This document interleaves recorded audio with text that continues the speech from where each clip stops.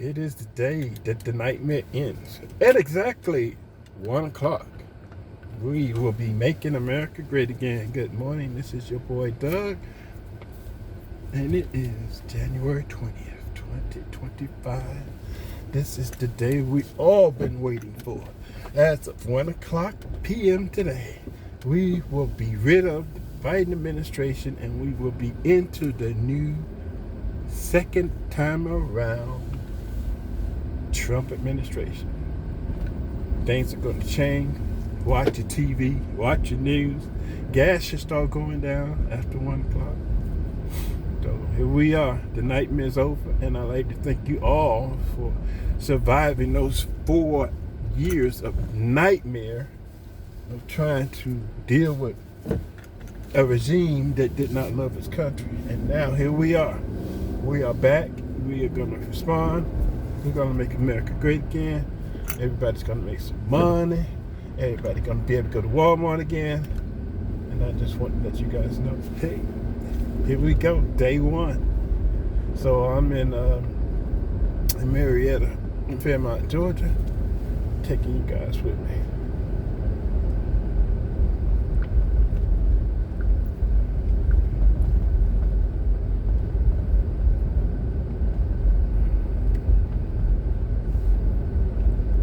Swearing in of the great white. I wore my American shirt today. My American flag shirt. In celebration of the great white hope. It is a major day. Let's see what he has to say. They say, is Donald Trump an intellectual? Trust me, I'm like a smart person. See? Dad is home. Dad is home. If Dad is home, congratulations to Donald Trump. So according to and so I wore the shirt today for that reason. To remember and not to forget. According to CBS News, the inauguration ceremony began around 11:30 a.m. Eastern Time and 8:30 a.m. Pacific Time, heating up Trump swearing in at roughly noon when he become president. Teeing up Trump's swearing in at roughly noon when he become president. So it's going to start at 8:30 a.m. Right at near the end of my show today, in the beginning of the hate report.com, and continue into Joel Friday at 11 a.m. Hate is at 9 a.m. Joel Friday at 11 a.m. and the Anchor Baby. So ending with the Anchor Baby order in there. And Anchor Baby has much energy as Trump. I thought when God gave Trump the energy and giving it all away. But I think he gave the rest to the Anchor Baby. The Anchor Baby has the rest of the energy from God. It may not last all 3 hours of today's shows. We'll see. Probably an hour. And they're having it inside instead of outside because it's so cold. According to the report, the president-elect decided to move the ceremony indoors at the Capitol Rotunda because of cold temperatures expected in Washington on Monday. 16 degrees out here today. So it's expected to be cold there. So it may last for an hour, give or take.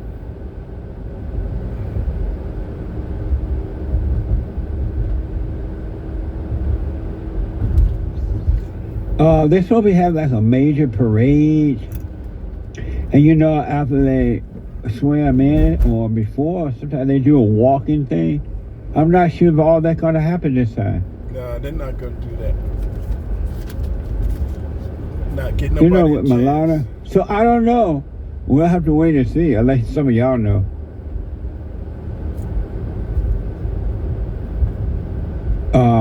So it's a major day today.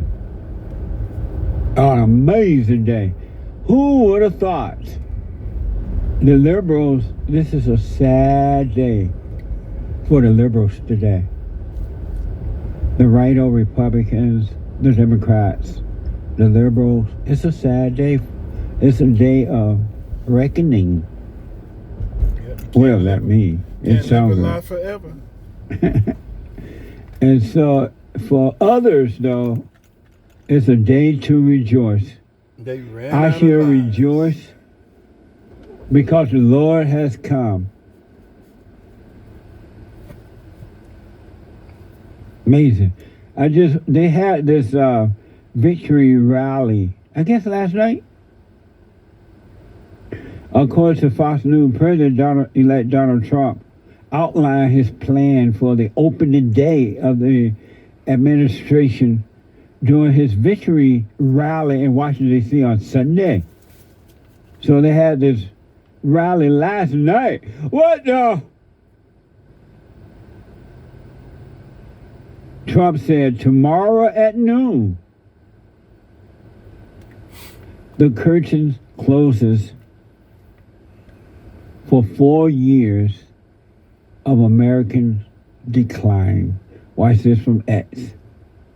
Tomorrow at noon, the curtain closes on 4 long years of American decline, and we begin a brand new day of American strength and prosperity, dignity and pride. Bringing it all back.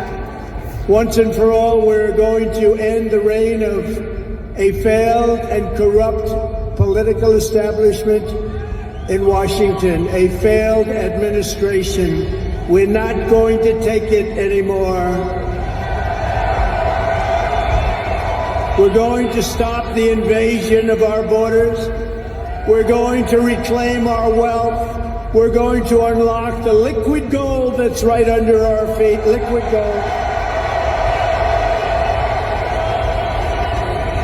We're going to bring back law and order to our cities. We're going to restore patriotism to our schools, get radical left, woke ideologies the hell out of our military and out of our government.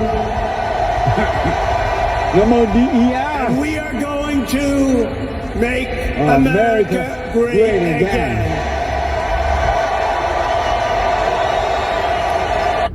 No more DEI. DEI all over the place.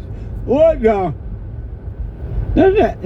When you hear that, and then the president should carry that out, wouldn't you think that every American citizen would be okay with that, would love that, would want that? It doesn't matter how you vote, but should you want law and order? Shouldn't you put America first? I'm just thinking, what's wrong with you that you would not put America first? Trump reaffirmed his commitment to the declassified documents of the JFK, Bobby Kennedy, and MLK assassination. This is from X.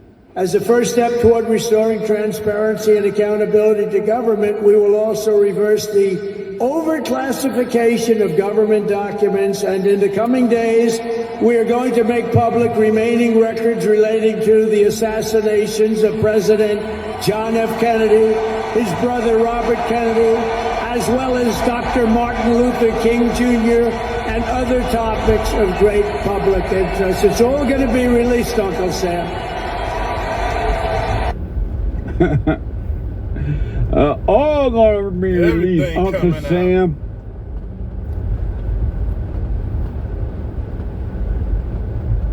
Amazing. Doesn't it sound like music? I know we got to wait and see if he does it. He gonna do it. But at least you hired someone that said, I'm going to take care of it. I'm going to work for you and not for my own pocket and fake power. Don't you like that? He keeps his word. Everybody and their mama, if you like, everybody and their mama should love that. What's wrong with that? That's the right thing to do. As I said, I have on my shirt today It is 16 in degrees. appreciation for the great white hope being back home. Trump says by tomorrow evening, this evening, the border invasion Will be over. will end. What's this? By the time the sun sets tomorrow evening, the invasion of our borders will have come to a halt, and all the illegal border trespassers will in some form or another be on their way back home.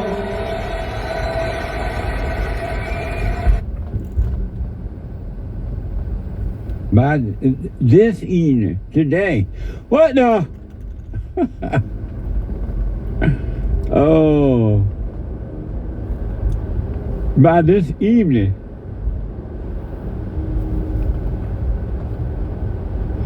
He went on to say, you will be very happy with my decision on the January 6th hostages. What's this? And tomorrow, everybody in this very large arena will be very happy with my decision on the J6 hostages. Very happy. I think you'll be very, very happy. I would say about 99.9% in this beautiful arena. You have a message. Yeah. Amazing. Taking care of business already. It sounds like he's already been working, right? You know how some people want you hire somebody, they ain't gonna work until they start. The day they start work. They ain't gonna do nothing. You ain't paying me. You think I'm gonna work overtime and I ain't getting paid? It sounds like the Great White Hope has already been on the job.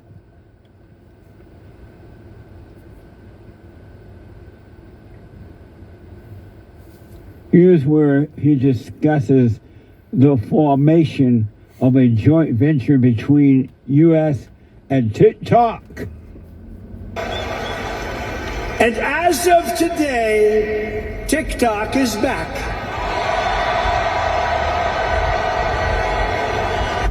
And frankly, we have no choice. We have to save it. A lot of jobs. We don't want to give our business to China. We don't want to give our business to other people. And I said, you know, TikTok without my approval, meaning the president's approval, because Congress gave the president the right to make a deal, do whatever he wants. And they did that a long time ago when they had a different president. They didn't know that I was going to be the president, I guess. So I said, very simply, a joint venture. So if TikTok is worth nothing, zero, without an approval, you know, if you don't approve, they're out of business, they're worth nothing. If you do approve, they're worth like $1 trillion. They're worth some crazy number. So I said, I'll approve, but let the United States of America own 50% of TikTok. I'm approving on behalf of the United States. Amazing.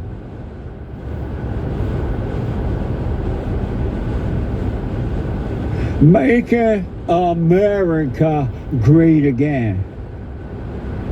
And here is the ending of Trump's speech. Nation under God, we will never give in. We will never give up. We will never back down, and we will never, ever, ever, ever surrender. We will fight, fight, fight, and we will win, win, win. And together, we will make America powerful again. We will make America wealthy again. We will make America healthy again. We will make America strong again. We will make America proud again. We will make America safe again. And we will make America great again. Thank you very much. Thank you very much. What a great victory for everybody. Thank you, America. Thank you very much. Thank you. Amazing. Who don't want that? Tell me, who doesn't want all that for this country? Oh, what's wrong with you? Trump says, fight, fight, fight. And I say, stay with it, stay with it, stay with it. And on the third day, Christ rose. What the? Amazing speech. Well, I wish you well, Mr. President. I wish you well. Fight, fight, fight.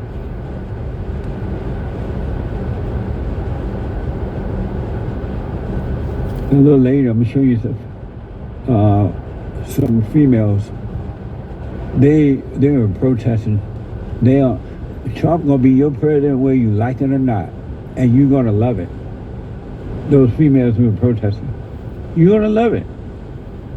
He stand, he ain't going nowhere, and you gonna love him. You gonna love him. Amazing, huh? So I'm gonna play that a little later. And there was supposed to be some type of agreement over there in Israel. I love Israel. Israel, between Hamas and Israel. And so over the weekend, it's being reported that 3 females were released from Hamas back to Israel. And reportedly, there's supposed to be hundreds of Hamas men being released from prisons there in Israel back to Hamas. And I have that story coming up for you, but I'm black and slow, so I may be like really slow, because I don't know how that is a deal. How is that a deal? Israel agreed to get 3 females back and give back hundreds of fighting men for Hamas. Fighting men for Hamas. Give them back to Hamas while they only get 3 females. How is that a deal? They didn't even get 3 men back. They got 3 females back. I don't know, but I had a story coming up, and I need your help. Somebody from Israel, someone need to tell me, how is that a deal? 3 females. Hamas said, okay, we'll give you these little 3 females, but we want hundreds of men back from your prison. Fighting men, too, because as soon as you let them out, according to the report, they're going back over there. They're going to fight Israel again. But they got 3 females back from Hamas. Is that a deal? It's like a friend asking me, let me ride your bicycle and you ride mine, and mine is broken. How is that a deal? I'm just saying, I do want to know though. Maybe it's just something else I don't understand about it. But that doesn't sound like a deal for me. It's like, okay, you give me $5, and I'll give you $3, and we got a deal.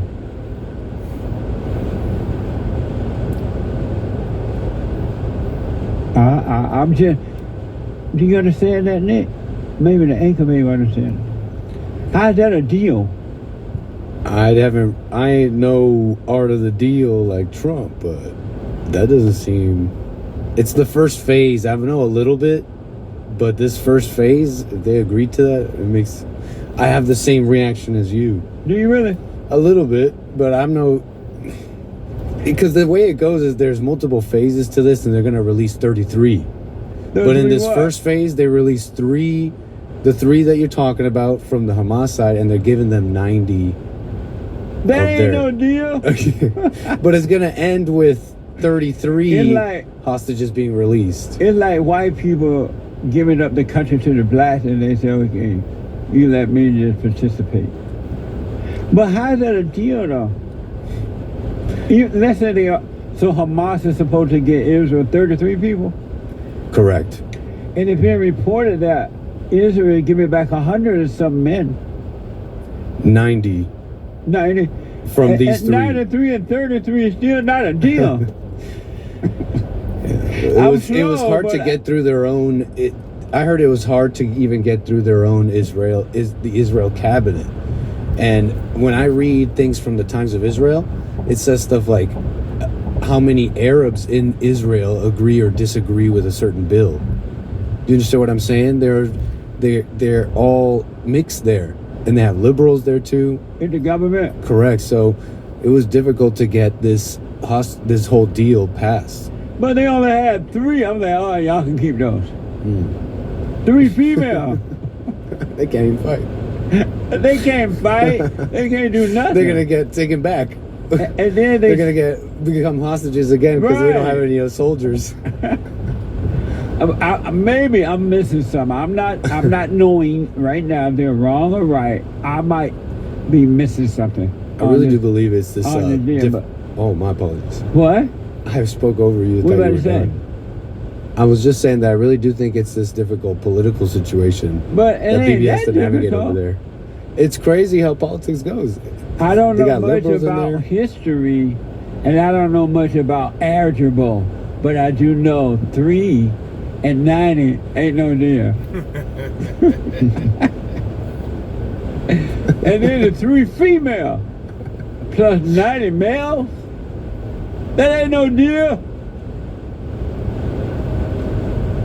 When I come back, maybe somebody out there who is smarter than me, because I am black and slow, you can explain that to me. Make it make sense. Make it make sense. When I come back, your phone calls and super chats. 888-7753-773. Back in a moment.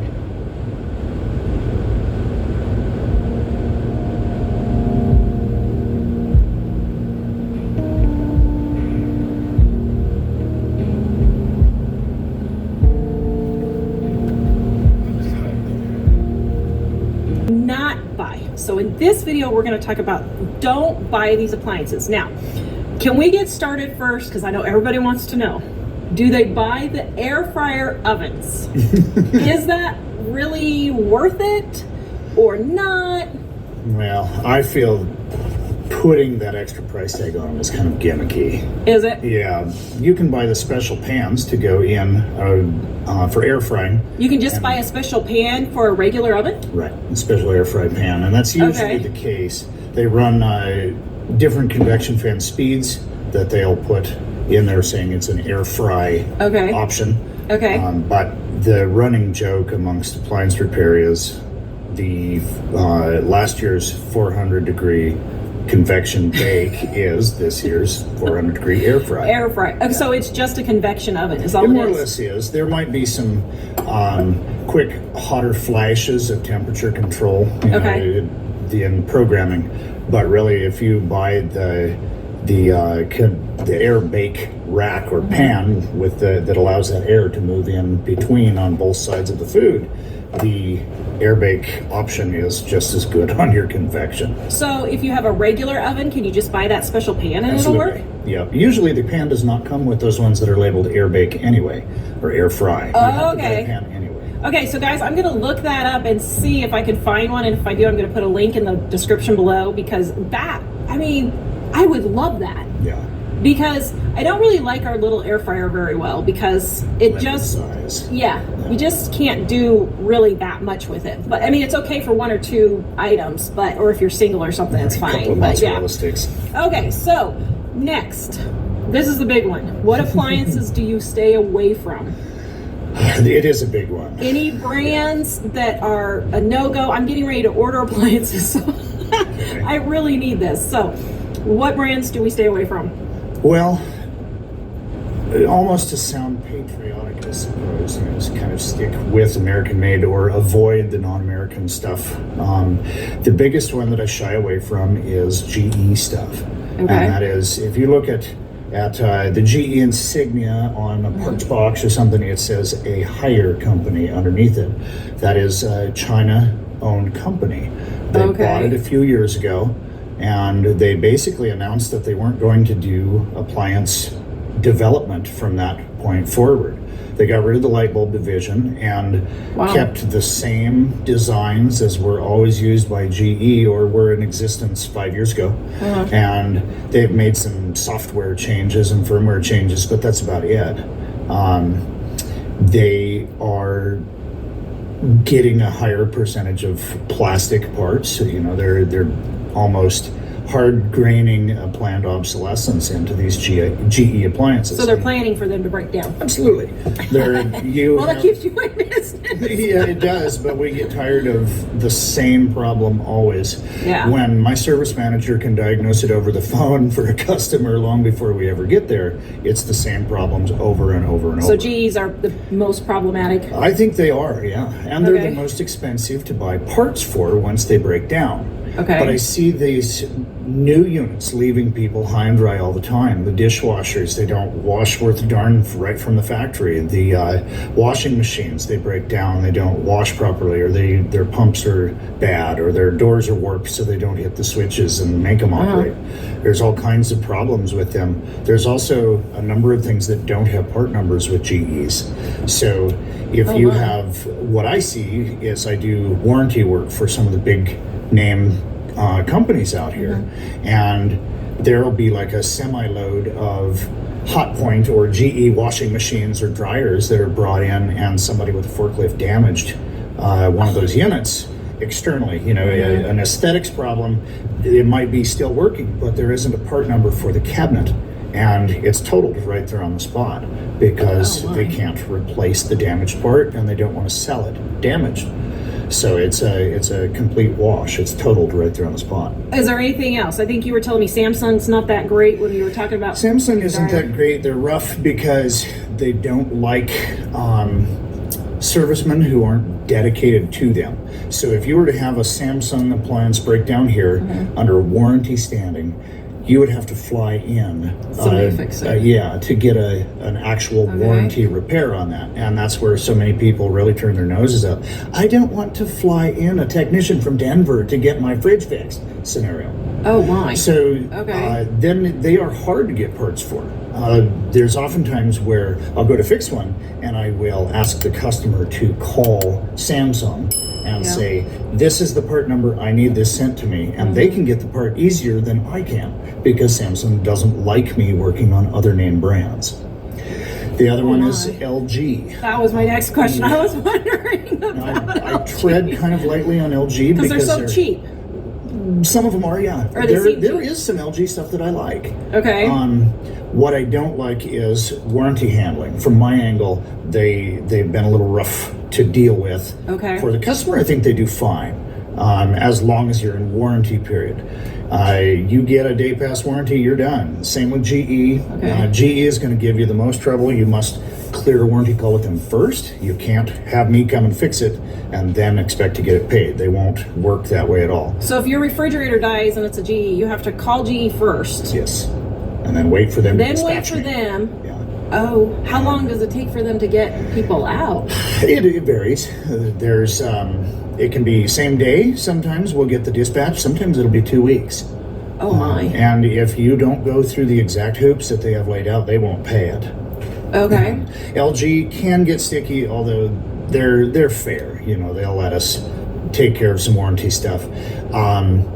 What I run into is, once again, parts availability. If it's not available from back east, you're going to be waiting a while. Okay. So for those of you who don't know, I just kind of mentioned it at the beginning, but we're in Wyoming, so we're not rural Wyoming, but we're pretty close. Right. And so some things, when we say back east, you know, you got to get them flown in because it's not here. We have to go, 5 hours to Denver or whatever. But okay, so are there any others? So GE and LG and Samsung probably stay away in a general rule. Yeah. As far as repairs of that type, is there anything else that's particular that stands out that you should stay away from or watch out for when you're buying appliances? The other companies that are under those same names. So they own other companies as well. Like here, Samsung has a high end that they call Thor, and Thor is almost a balance between luxury and commercial. So you can get like a 48-inch 12 burner, crazy nice range, and you can't get any service done on it. Yeah, I had one out at Lighter that broke down, and it broke down right away, and they couldn't get it worked on for months. I finally took care of it for them and got it all fixed. So then with LG, their mother company or sister company, however you want to look at it, is called Gold Star. So Korea wanted a company that was more marketable to the United States, so they came up with this Lucky Gold Star. That's what LG stands for. It is? It's not life's good. I didn't Sometimes know we that. say life's gruesome. But it stands for Lucky Gold Star. It's the sister company. I didn't know that. GE is even bigger. So under Haier, which Haier was available previously, you have GE and Hotpoint, Monogram, and Cafe is the high-end line. Oh, I didn't know all those were the same company. Yeah, they're all the same company. The only thing that's not the same company is GE light bulbs. They're American owned and made right on the Edison floor. Everything else GE is complete. Well, like I said earlier, trying to be patriotic. Yeah. They're all communist China. They're sweating out kids to bring you a cheap product that they're going to charge you top end for. And then if it breaks down, you just have to buy a new one. Yeah. More or less, because the printed circuit boards that go out in the GEs go out so often that they're always on back order. So you're always waiting for those printed circuit boards. Well, now with this whole thing going around the last 3 years now, is it even worse? Was it before that? Okay. It was worse for a while. It's a little bit more par again, I suppose. So it's kind of caught up. Yeah. The big no-fly zone for me is the GEs and the Samsungs. There's one problem after another with the Samsungs, and they haven't changed them. If you buy a Samsung refrigerator with an ice maker today, it is the same exact ice maker problem as was 5 years ago. A Samsung dryer has the same components that the first ones did 15 years ago. I carry the same parts for every Samsung dryer and every Samsung top load washer. Yeah, I wish I would have known that 3 years ago when I got my dryer. Because I did that and I had no idea, and we were desperate, at the time. Well, usually it is desperation. And refrigeration is even worse. Oh, yeah. So many people, I don't know what it was, but refrigerators just started going down left and right in the middle of the pandemic, and they bought what they could get their hands on. That does kind of spur a thought while we're on the topic of don't buy. I danced tenderly around the name Kenmore. Kenmore is not a manufacturer, it is a label. Yeah. So Kenmore goes to 5 different companies and they say, we want this manufacturer to this spec. And Whirlpool will step up, LG will step up, Samsung will step up, Bosch will step up, and they all look about the same. But underneath is where you're going to start running into some of the problems that go back to the original original manufacturer. With that said, you can end up with a GE-built Kenmore or an LG-built Kenmore, and you will have the exact same problems as the counterpart with the name brand on it. I'm telling you, I hated them. Our last house, I'm not exaggerating, we went through 15 Kenmore appliances in like 3 years. Yeah. It was ridiculous. Yeah. I mean, I think we did we do 4 or I don't know, some huge number of dishwashers alone. And we were like, you know what? We're not buying any more Kenmore at all. We did 3 refrigerators in 3 years. Right. It was crazy. And it was under warranty, all of this stuff, but it was such a hassle that it was not worth any savings. Now, the builder put it in our old house, but I don't know. I would not touch Kenmore with a 10-foot pole if it was me. So. Well, the model number on Kenmore tells you who made it, and by far worse than the GE, the LG, the Samsung, anything. There is Model 111 Kenmores are made by, they've changed it now. It used to be Daewoo, and then it was Shin Daewoo, and now it's like Daewoo or something like that. And that is without a doubt the cheapest made Kenmore appliance that has ever hit the face of the earth. Really? So look for that model number and you'll know not to get that you just one for open sure. up the door on the refrigerator and look at that silver sticker, and if it's 111 point whatever, the first three is called the manufacturer code on a Kenmore, and if it's 111, don't even just back away slowly and throw chocolate. Okay. Yeah. Well, I mean, I'm looking at a refrigerator's $2,000. Exactly. And I'm sitting here thinking, you've got to be kidding me. Right. So that's good to know, because you don't want to drop $2,000 on a refrigerator and have it die in 6 months. So And that's where Kenmore is frustrating if you go to the showroom, because you see 3 side-by-side refrigerators with a bottom drawer freezer, and every one of them are from a different maker, but they all look alike because they're all Kenmore. yeah. So you'll have the Kenmore Elite, might be the LG refrigerator, which is one of the more cringy in my books. And then right beside it, you'll have a Whirlpool and a Shin Daewoo. And you pay $2,000 for an $800 Shin Daewoo. Yeah. You pay $2,000 for a $2,000 Whirlpool bill, or you pay something astronomical and don't get the quality. Yeah. Okay. they're So, cringy. oh, go ahead. The Kenmore stuff can be cringy or can be really good quality. Yeah, I have it's not- like a box of chocolates. Yeah. Analogy. My chocolates were all spoiled with Kenmore. It was not good. Okay. So, my next question is on refrigerators, between the side-by-side and the French doors with the bottom freezer and the bottom freezer and top fridge, is there any that really you should just stay away from, that really are not good? They don't work very well. I know you said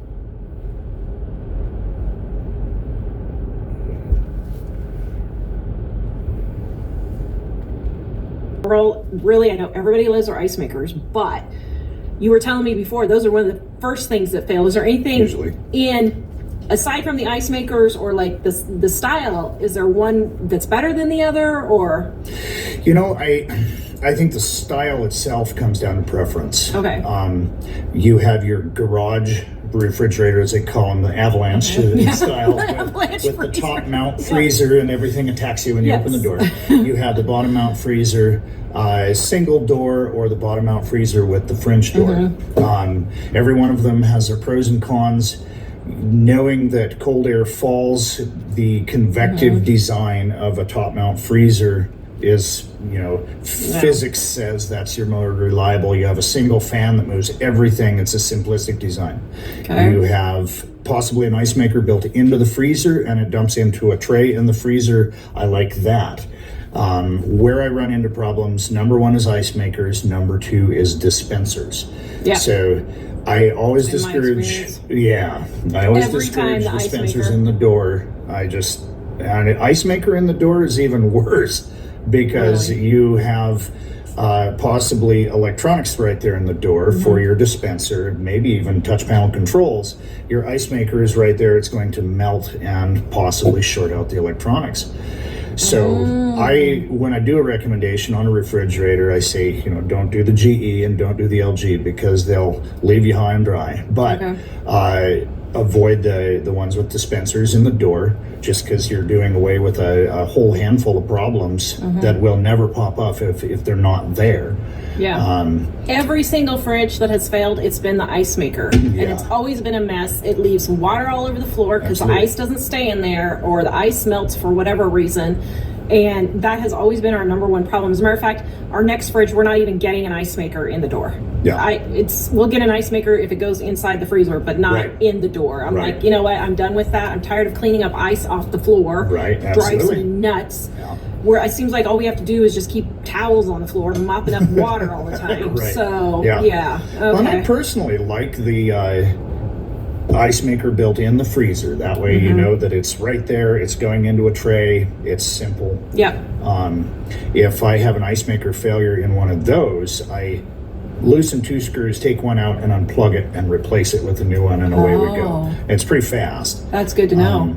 The other styles in your question, we can also talk about with the maintenance angle. Yeah. But there's always things to be cognizant of with these different designs. Always, a torn gasket is going to lead to problems down the road, so you want to make sure that you're not leaving a door open or have a torn gasket.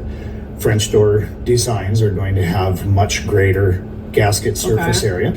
Your top mount freezer or bottom mount freezer are going to be, just 2 basic gaskets. Yeah. And a side-by-side is 2 monster gaskets.